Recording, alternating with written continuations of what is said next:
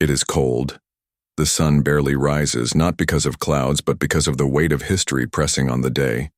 It is February 8th, 1587. A woman walks slowly down a dim stone corridor of Fotheringhay Castle in England. She is draped in black, face calm, lips whispering Latin prayers. Can you hear her footsteps? Do they echo in your mind, like the beat of a forgotten dirge? This is no ordinary prisoner. This is Mary Stuart, once Queen of Scots, once Queen of France. Now, simply a condemned soul walking to the block. History often tells us that kings and queens lived above the blood. But what happens when the crown becomes a curse? Mary was born into majesty, crowned Queen of Scotland at just 6 days old. Fate thrust her into power, but power offered no mercy. Her path would wind through palaces and prisons, love and betrayal, alliance and rebellion. At 16, she became Queen of France, wife to Francis II. But his death would leave her a widow before adulthood. And so, she returned to Scotland, not as a monarch adored, but as a woman eyed with suspicion. Her Catholic faith burned in a land torn by Protestant Reformation. Her court trembled under the weight of foreign alliances and internal dissent. Enemies gathered in shadows. But nothing condemned Mary more than ambition. Not her own, but that of others.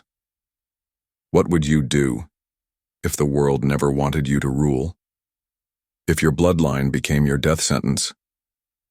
For Mary was not just Queen of Scots. She was the granddaughter of Margaret Tudor, sister to Henry VIII, and in the eyes of many Catholics across Europe, she was the rightful heir to the English throne. To Queen Elizabeth I, that made her dangerous. To some, divine. To others, expendable. Mary married Henry Stuart, Lord Darnley, a man whose charm hid cruelty.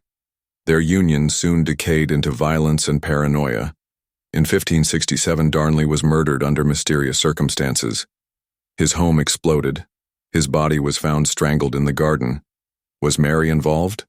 Or was she yet another woman bound to a man who became her ruin? The truth remains tangled, but what followed was damning. She married James Hepburn, Earl of Bothwell, the man widely suspected of orchestrating Darnley's murder. A Protestant noble turned accused conspirator. Was it love? Coercion? Political desperation? Scotland revolted. Nobles rose. Mary was forced to abdicate in favor of her infant son, James VI. She fled across the English border, seeking asylum from Elizabeth, but asylum soon twisted into captivity. Think about that. A queen crossing into another monarch's land, trusting blood to protect blood, only to be caged. For 19 years, Mary lived under guarded watch in England. She wrote letters, prayed, kept hope. She plotted, or perhaps others plotted in her name. And that's where it all turns. The Babington Plot, a failed Catholic conspiracy to assassinate Elizabeth and place Mary on the throne. Whether Mary truly conspired is debated still, but her coded letters were intercepted. Her name appeared. The net closed, and Elizabeth, her cousin, her rival, her jailer, was pushed to make a decision no queen had ever made before, to execute another anointed sovereign. Can you feel the weight of that? To kill a crowned queen is to touch the untouchable, to send divine right to the gallows, but power rarely flinches when it feels threatened. Now we return to that cold February morning. Mary enters the great hall. The scaffold stands in the center, draped in black cloth. The executioner waits, axe sharpened, hand steady. Around her, noblemen, guards, clerics, enemies, and the void of silence that follows centuries of legacy. She wears a black cloak over a crimson velvet gown, the color of martyrdom in Catholic iconography. A statement, a final message. Her death would not be that of a traitor, but of a holy sacrifice. As she disrobes, revealing that blood-red dress beneath, can you see it? That final moment of theatrical defiance? She kneels, places her head upon the block, and speaks her final words. Into thy hands, O Lord, I commend my spirit. The executioner raises the axe. One strike. It misses, glancing off her skull. A second strike, deeper, crueler. A third, the final. The hall is silent, until her lips still move. Witnesses claim her head, severed from the body, continues to mouth prayers. Superstition? Trauma? Or a soul not yet ready to leave?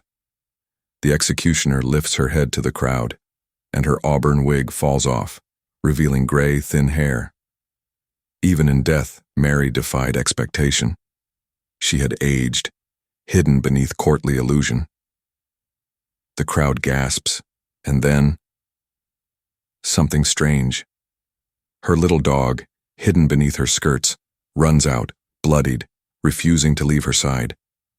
A symbol of loyalty, a symbol of grief, perhaps a reminder that even in horror, humanity survives.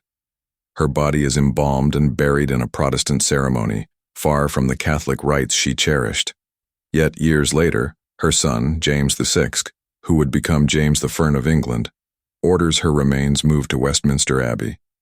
And now, in death, she lies in one of England's holiest grounds, closer to Elizabeth than she ever was in life. But the horror doesn't end with the axe. It echoes.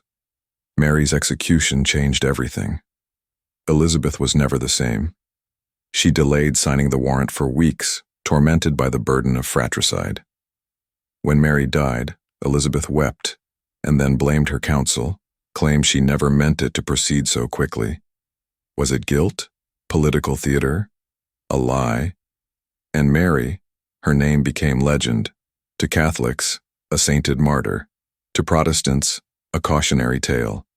To historians, a tragic queen caught in a storm she couldn't command. So, what is legacy? Is it carved in stone, or in screams? Centuries later, we still debate her choices. But the truth, perhaps, is not in the politics, but in the silence between her steps on that final walk. In the weight of a body that knew it would die but refused to bow. In the crimson gown, in the shaking hands, in the dog whimpering beside bloodied skirts. She was queen. She was prisoner. She was scapegoat. She was woman.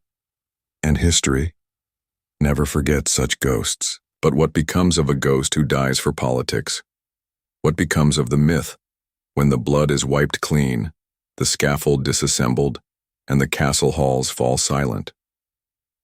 Mary's execution was not just the end of a queen, it was the beginning of a legend. In Catholic Europe, the news spread like wildfire. Pamphlets painted her as a sacred martyr.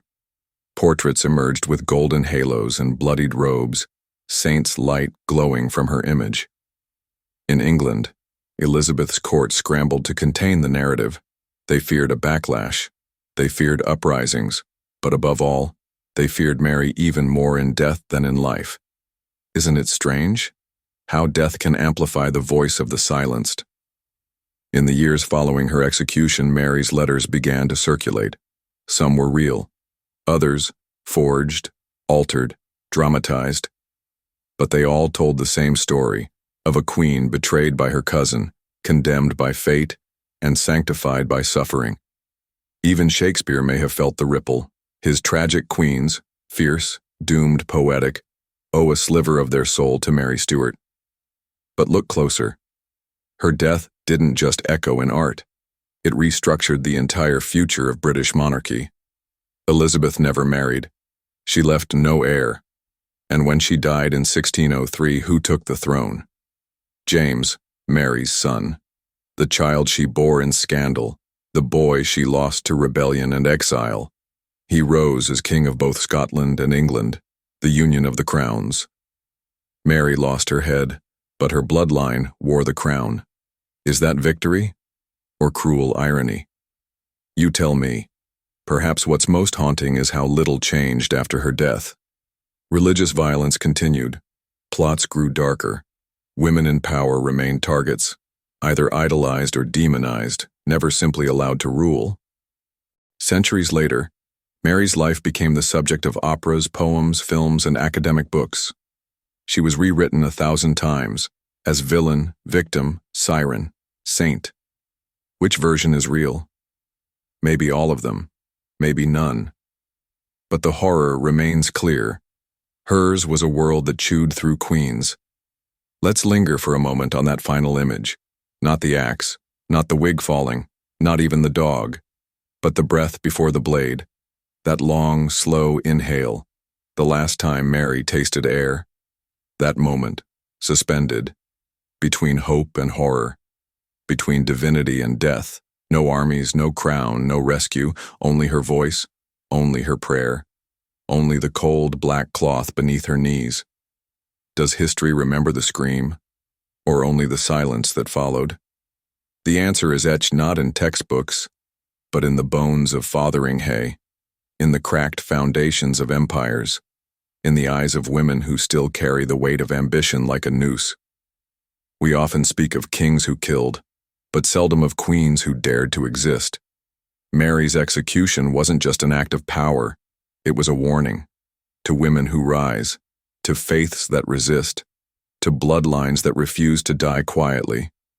And the horror of it is that the blade keeps falling. Over and over, through time. Whenever fear and politics meet, the scaffold is rebuilt. Sometimes made of wood, sometimes made of words. So ask yourself, in the mirror of history, how far have we come?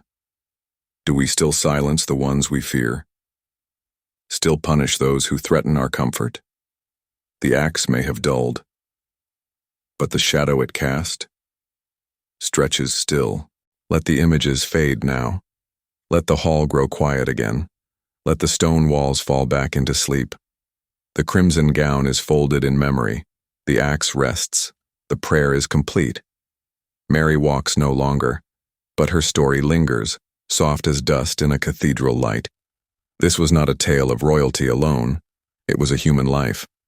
A woman of complexity and contradiction.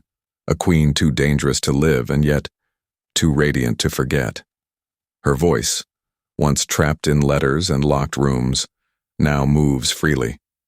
It reaches us across centuries, not in vengeance but in warning.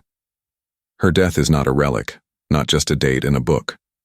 It is a breath held between then and now, still exhaled slowly into our time. And so, let the pacing soften. Let your own breath deepen. You've walked with history's ghost. You've heard the echoes of a crown breaking, a blade falling, a name fading into legend. Now let the silence wash over it. Let the horror rest.